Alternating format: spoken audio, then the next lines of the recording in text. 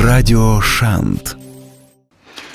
Ցեյլի ռադիոընկերներ, Շանթ ռադիոկայանի ուղիղ եթերում իր աշխատանքը շարունակում է երեկոյան ծրագիրը։ Շնորհակալ եմ, որ հետևում եք մեր եթերին եւ տեղեկացնեմ, որ ես այսօր տաղավարում ունեմ հյուր։ Մենք շատ հետաքրքիր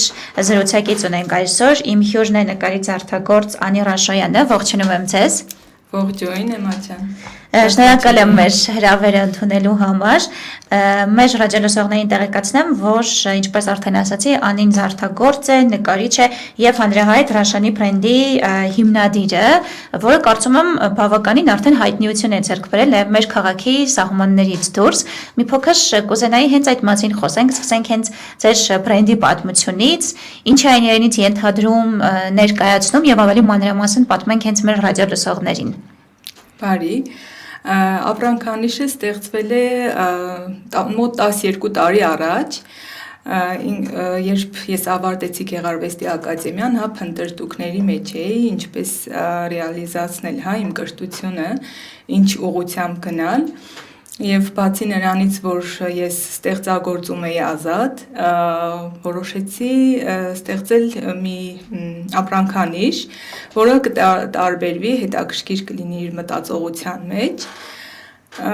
Ապրանքանիշը ներկայացնում է ձեռագործ զարդեր, երբ ծանոթացա տարբեր նյութերի հետ, ինչով կարող էի, ստեղծել զարդեր, որոնք կլինեն եւ հարմար, կրելի, եւ գեղեցիկ։ Այդ նյութը առաջ ի սկզբանե պոլիմեր կավն էր, հետո ինքը արդեն համադրվեց մետաղների հետ, փայտի հետ, բնական քարերի հետ ու ստեղծվում էին զարդեր, որոնք մեկ օրինակից էին, որոնք հետաքրքիր էին իրենց գունային համադրությամբ, ու հետաքրքրություն առաջացավ մարդկանց մոտ եւ ես ոգևորվեցի այդ ամեն ինչից, որովհետեւ երբ որ քո ստեղծածը գնահատում են ու ուզում են նույնիսկ ձեռք բերել, արդեն դա ոգևորիչ է, այսինքն կան մարդիկ, որոնք մտածում են իմ նման, որովհետեւ ես էլ չէի գտնում շուկան շատ սահմանափակ էր ու չէի գտնում այնպիսի զարդեր, որոնք հարմար կլինեին իմ ոճին։ Այսպես։ Եվ այդպես ստեղծվեց ձեր բրենդը։ Այո։ Եվ հիմա արդեն 12 տարի գործունեություն եք ծավալում, եւ ինչքան հասկացա, բոլոր զարդերը մինչեւ հիմա յուրատեսակ են, յուրահատուկ են, չկրկնվող են, հենց այդ սկզբունքով եք աշխատում։ Այո, հենց այդ սկզբունքով եմ աշխատում, որովհետև եթե արդեն սերիական արտադրություն է դառնում, դա արդեն ինձ համար հետաքրքիր չէ։ Գործի մեջ ինձ համար հենց հետաքրքիր է բարդությունը նախ եւ եզակիությունը, այսինքն մարդիկ կրելով վստահ են, որ իրենց տեսքը կամ իրենց արտաքինը շեշտված է եզակի աշխատանքով, ստեղծագործությամբ։ Եվ դա նաև մարդու էությունն է, ինչ որ չափով արտահայտում։ Այո, ցանկացած մարդ արդեն ընտրելով, որոշակի զարդ, ինքը իրեն բնորոշ, իրեն հոգեհարազատ զարդ է գտնում, կան եղել են դեպքեր, որ ասենք մի անգամից տեսել են եւ ասել են սա իմն է, ոչ մեկի չտաս։ Այսինքն այդ զգացողությունը կա եւ նաեւ մարդկային էներգետիկայի հետ է կապված, որովհետեւ ես ամեն ինչ անում եմ բացառապես ձեռքով, սկսած էսքիզների։ Հենց դա է ուզում հարցնել, թե դուք նաև էսքիզներն եք պատրաստում, էսքիզներն եք անում եւ նաև զարդերն եք բուն պատրաստում, այդ ամբողջ գործընթացը հենց միայնակ դուք եք անում։ Այո, այդ ամբողջը ես եմ անում։ Հիմա ժամանակային առումով ճիշտ է մի քիչ դանդաղել է, այդ process-ը, որովհետև նաև այլ գործունեություններով եմ զբաղվում, բայց ես պահպանում եմ այդ սկզբունքը, որ ինքը պիտի լինի սկզբից մինչև վերջ հեղինակային։ Եվ ինչով եք ոգեշնչվում, կան ինչ-որ թեմատիկ առանձնահատկություններ, թե ոչ, ասենք կոնկրետ Հայաստանի հետ կապված թեմատիկ առանձնահատկությամբ զարդեր, քանի որ թե նաև զբոսաշրջիկների մեր քաղաք այցելող հյուրերի համար էլ է հետաքրքիր, նաև մեր քաղաքին բնորոշ կարող են լինել որոշակի դետալներ հետաքրքիր մարդկանց համար, կա որոշակի թեմատիկ ուղղվածություն, թե ոչ, հետաքրքիր է։ Իհարկե կա, թեմատիկ ուղղվածությունները տարբեր են, ես ասեմ, որ նույն թեմայի վրա չեմ կարողանում երկար կենտրոնանալ, կամ հոգնեցնում է ինձ, բայց ունեմ շարքեր, որոնք ասենք նվիրված են զուտ հայկական զարդանախշերին, ունեմ շարքեր, որոնք նվիրված են թռչուններին, ունեմ շարքեր, որոնք նվիրված են տիեզերքին։ Ես ամեն ուրեք ոգեշնչում եմ, հա, գտնում ինձ համար եւ ինձ կարող է պատահական մի հատ ծառի ճյուղը նույնիսկ ոգևորի եւ դա հիմք հանդիսանա մեծ, ասենք, շարքի ու հետո տեսնում եմ մարդկանց հետաքրքրվածությունը, հա, ոգևորությունը եւ մարդիկ միշտ սպասում են նորության, թե այս անգամ ինչ թեմայի մեջ կառաջարկվի, հա, ինչ որ ստեղծագործություններ եւ դրա համար համ դու ես անընդհատ փնտրտուքների մեջ, համ քո ստեղծագործություններն են արդեն լինում տարբեր եւ ես շեշտը դնում եմ նաեւ նկարչական գրագիտության վրա, որպես նկարիչ նաեւ այդ այո, որովհետեւ ցանկացած ստեղծագործություն, հա, ցանկացած արվեստի ճյուղ պետք է ինքը հիմքում ունենա գրագետ կրթություն, այսպես ասած։ Դա բոլոր ոլորտներին է կարծում եմ վերաբերում։ Բոլոր ոլորտներին է վերաբերվում, այո, որովհետև չի կարող, հա, մարդը մի 2 ամսում որոշի, որ նա տիեզերագնաց պիտի դառնա ու միանգամից ամեն ինչ ստացվի իր մոտ։ Դրա համար իմ կրթությունը ինձ շատ է օգնում բոլոր բնագավառներում, ինչով որ հիմա զբաղվում եմ, որովհետև այդ հիմքը գրագիտությունը թույլ է տալիս կազմել ճիշտ կոմպոզիցիա, ճիշտ գունային համադրություն։ Այդ ամեն ինչը շատ կարևոր է արվեստում։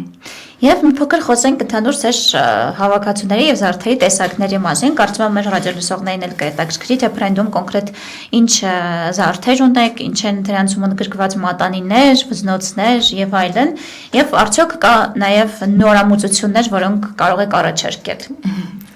Շատ տարբեր են, այո, մատանիներ, վզնոցներ, ականջողեր, շատ սիրում եմ ականջողեր պատրաստել։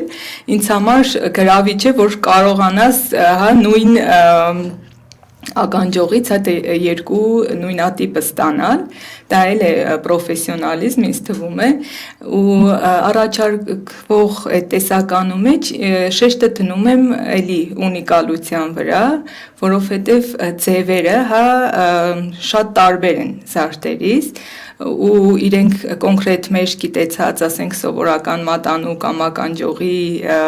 կլասիկ ձևերից դուրս են։ Այսինքն ես խախտում եմ, հա, այդ կլասիկ ձևերը, հնարավոր է մի ականջողը տարբեր լինի, մյուսը փոքր լինի, ստանդարտներից դուրս լինի։ Այո, ընդհանրապես ընդհանուր մեր պատկերացրած ստանդարտներից։ Այո, ես հագուստի եւ զարդերի մեջ աշխատում եմ անել այնպիսի աշխատանքներ, որոնք ստանդարտներից դուրս են։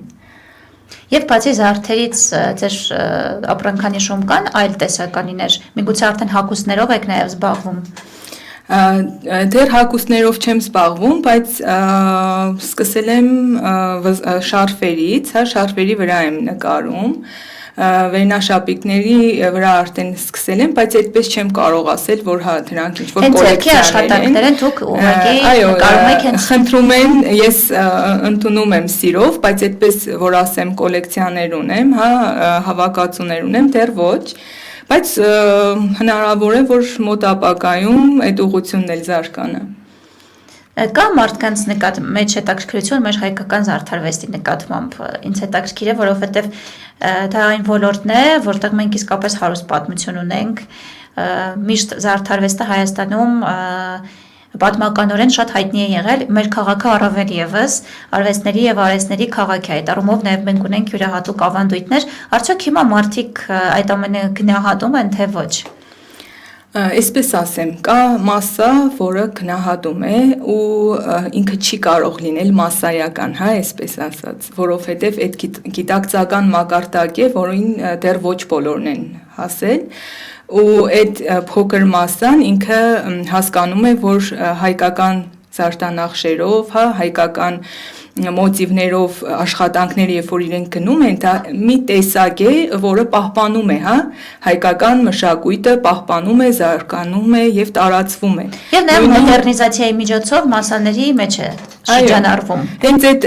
ջատագովները մենք ենք, որովհետեւ մենք դնում ենք այդ հայկական զարդանախշերը այնպիսի մի ֆորմաների մեջ, որ գրավի նաև նոր մոտեցում ցուցաբերվի, հա, որովհետև անընդհատ չի կարող մարդը հնուց եկած նույն տիպի զարդանախշերով կյանքն է արագ շատ զարգանում, ամեն ինչը շատ արագ է փոխվում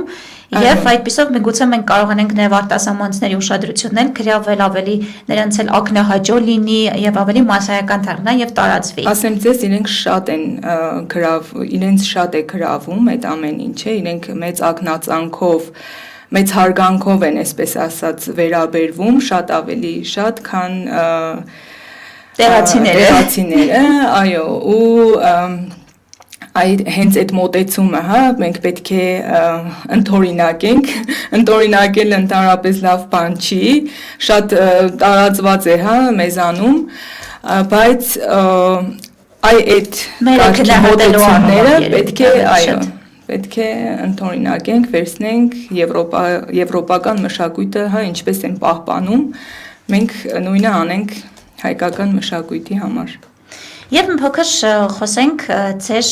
ընդհանուր նախաձեռնությունների մասին, ինչքան հասկացա, դուք բավական բազմազբաղ եւ բազմավորորդ գործունեություն եք ծավալում, եւ բացի այն, որ զարդերի սեփական բրենդ ունեք, եւ որի արտադրությամբ դուք եք զբաղվում միայն, ինչպես հասկացա, դա իհարկե շատ բարդ եւ դժվար գործընթաց է, այն էլ մեր քաղաքում էլ եմ փոքր կարծում եմ բարդ, ընդհանրապես սեփական բիզնես սկսելը, գործը սկսելը, ինչպես է դες հաջողվել այդ դժվարությունները, բարդությունները հենց սկզբից հաղթահարել, դա կարող է նաև մոտիվացիոն լինել մեր ռադիոլսողների համար, այն մարդկանց, ովքեր որ նոր են փորձում, առաջին քայլերն են անում, փորձում են ինչ-որ գործ զարգացնել, ինչ-որ ոլորտում առաջ շարժվել, ինչ խորհուրդ կտաք ձեր փորձից ելնելով։ Այո, իմ փորձից ելնելով միայն կասեմ, որ 12 տարի եթե գոյություն ունի, հա, ապրանքանիշը եւ սիրված ու պահանջված է, դա խոսում է այն մասին, որ ես այդ տարիների ընթացքում ջանք չեմ խնայել, հա, իրեն զարգացնելու, որովհետեւ անընդհատ ինքը փոքր երեխայի նման խնամք է պահանջում, հա, դու պետք է անընդհատ զարգացնես, անընդհատ ուղիներ փնտրես, ինչպես ավելի հետաքրքիր ներկայանալ։ Եվ սկսնակներին կասեմ, որ ամենակարևորը հիմքերից հիմքը էլի եմ կրկնվում գրագիտություն, այսինքն ամեն ոլորտում պետք է երևա ձեր գրագետ մոտեցումը, հա, ինչպիսի, ասենք, խախտումներ, շեղումներ ուզում եք արեք, բայց այդ հիմքը պետք է լինի, որ հենց դրա վրա կարողանաք շեղել, չէ, այլապես ոչինչ չի ստացվի, ու սերը պետք է սիրեք ձեր մասնագիտությունը, հա, կամ ձեր ապրանքանիշը, կամ ինչ որ ստեղծում եք, այդ անմնացորդ սիրո մասին է այս ամեն ինչը։ Միջակությունները ոչ մի բանի չեն հանգեցնում, պետք է անմնացորդ տրվես, որ կարողանաս ստանալ արդյունք։ Եվ մի փոքր էլ խոսենք նաև նոր նախագծերի մասին, ինչ պլաններ ունեք եւ բրենդի զարգացման հետ կապված եւ ընդհանրապես ձեր գործունեության մեջ եւ ինչ էլ ակտիվ նախագծերով եք հիմա զբաղվում։ Ես արդեն մոտ մի տարի էլ թատրոնում եմ աշխատում, ավելի շուտ համագործակցում եմ թատրոնի հետ։ Խոսքը Վարդան Աճեմյանի անվան դրամատիկական թատրոնի մասին է։ Մոտ մի տարի առաջ ստացա հրավեր Հասմիկ Սուվարյանի կողմից, ինքն էլ էր բեմադրում առաջին անգամ հենց Աճեմյանի բեմում եւ հրավիրեց ինձ որպես բեմանկարիչ, Պեպի երկարագուլպան էր, մանկական ներկայացում եւ ասեց, որ անի մենակ քո գույներն են պատկերացնում բեմին։ Ես ասեցի, լավ, փորձենք։ Ու հենց առաջին փորձն էր։ Այո, դա իմ առաջին փորձն էր եւ հենց մտա թատրոն բեմին արդեն հայտնվելով ես հասկացա, որ ես ուզում եմ դա անել, այսինքն եւ գործն էր ինձ գրավում, հա, շատ կարեւոր է սյուժեն, ինչի մասին է ներկայացումը եւ սյուժեն էր ինձ գրավում եւ պատկերացնում է արդեն գույները, հա, բեմանկարչության մեջ ու սկսվեց մի ճանապարհ, որը շատ դժվար ու հետաքրքիր էր ինձ համար։ Եվ հիմա արդեն շարունակում եք այդ ճանապարհը։ Աշխատում եք արդեն նոր ներկայացումների։ Նոր ներկայացման պրեմիերան էս վերջերս կայացավ, արդեն ԵՊԵՊ-ի երկարագուլ պայից հետո ինձ հրավիրեց Թատերաշրջանի բացումը ինձ վերջերս էր կարծեմ մեր հենց 160 ամյակներ եւ ինձ հրավիրեց Նիկոլայ Ծադուրյանը, որովհետև տեսել էր արդեն այն ներկայացումը, հա, ՊԵՊ-ի երկարագուլպան տեսել էր եւ ասեց Անի ինձ գրավեց այն, որ տները ծուռ էին, այսինքն իր մեջ ստանդարտներից դուրս էր եւ ասեց ես էլ եմ ուզում փորձել, հա, իրար հետ համագործակցենք եւ ես ուրախությամբ ընդունեցի, որովհետեւ թատրոնը հենց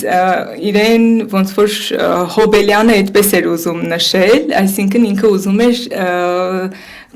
գործ բեմադրել եւ բեմադրվեց իր արդեն 30 տարի առաջ կատարված աշխատանքը, բայց լրիվ նոր բեմով եւ 4 ամիս մենք աշխատել ենք ամբողջ թատրոնի ազնագազմով այս բեմը ավելի բարդ էր ինձ համար։ Այնպես որ եթե մեր ռադիոլսողները եղել են ներկայացմանը դիտել են, այնպես որ դա նաև անի աշխատանքի արդյունքն է ինչ որ չափով։ Այո, եւ կրկնվելու է, թող ուշադիր լինեն, հետևեն եւ կարող են բոլորն էլ գնալ, տեսնել, գնահատել։ Այսինքն հիմա թատրոնի հետ համագործակցությունը շարունակում եք եւ միգուցե այլ ներկայացումներում եւս։ Այո, այս պահին ճիշտ ասած ստեղծագործական թատրոնի մասով դադար կուզենամ, որովհետեւ ես նաեւ նկարում եմ ու այս մի տարվա ընթացքում շատ քիչ գործեր եմ արել եւ այսպես կուտակվել է, հա, եւ զարդերի եւ նկարների բոլոր մտահաղացումները, հա, բոլոր ոգեշնչումները կուտակված սպասում եմ, որ ես հիմա արդեն զբաղվեմ այդ գործով, բայց հետագայում ինչու՞ չէ կդիտարկեմ, եթե առաջարկներ լինեն, որովհետև այդ ասպարեզը ինձ շատ գրավեց, շատ հետաքրքիր, բարդ, բայց միևնույն ժամանակ շատ հետաքրքիր աշխատանք է։ Մի բան է կտավի վրա նկարես, մի բան է քեզ տան կենթանի արվեստի հետ գործ ունենալը։ Հաշտություն, որտեղ պետք է նաև 3D մտածողություն, պետք է, ասենք, դալիճի բոլոր կողմերից ինքը հետաքրքիր ու ճիշտ երևա, այդ ամեն ինչը շատ բարդ է։ Ամեն դեպքում շատ լավ է, որ դա եղել է հաջող փորձառություն, պետք է ամեն ինչ էլ փորձել հասկանալու համար, թե ինչ է մարդու մոտ ավելի լավ ստացվում, ինչն է ավելի վատ ստացվում եւ իհարկե նոր էքսպերիմենտներից չվախենալ, անկախ նրանից թե դա որ բնագավառին է վերաբերվում։ Այո, հատկապես ես միշտ սիրում եմ էքսպերիմենտներ անել, նույնիսկ նկարչության մեջ միայն ասենք ակրիլը կամ յուղաներկը կամ կտավը ինձ համար քիչ են։ Ես անընդհատ նոր նյութեր եմ փնտրում, որ կարողանամ ռեալիզացնել իմ մտքերը։ Ափսոս, որ մեր հարցազրույցի համար ժամանակահատվածը արդեն իր ավարտին է մոտենում, քանի որ մենք գովազդային դադարով ենք ընդմիջվելու։ Ես ձեզ շնորհակալ եմ հետաքրքիր զրույցի համար։ Հուսամ, որ մեր զրույցը նաև մեր ռադիո լսողների համար է շատ մոտիվացիոն, վառ գույներով հագեցած եւ ջերմ էներգիայով հագեցած ամենակարևորը, եւ հույս եմ այդնում, որ մենք մեր տաղավարում կրկին հանդիպելու առիթներ կունենանք եւ նոր նախաձեռնություններ կքննարկենք։ Ես եմ շնորհակալ Էմմա ջան հրավերքի համար եւ ողջունում եմ բոլոր ռադիո լսողներին։ Ձեր ռադիոընկերներ, հիշեցնեմ, որ ես զրուցում էի նկարիչ զարդագործ Անի Ռաշոյանի հետ։ Իդեպ մեր հարցազրույցը ավելի ուշ կարող եք գտնել նաև Շանթ Գյումրի եւ Շանթ ռադիոկայանի Facebook-յան հարթակներում եւ իհարկե շարունակեք հետևել մեր երեկոյան ճանապարհորդությանը։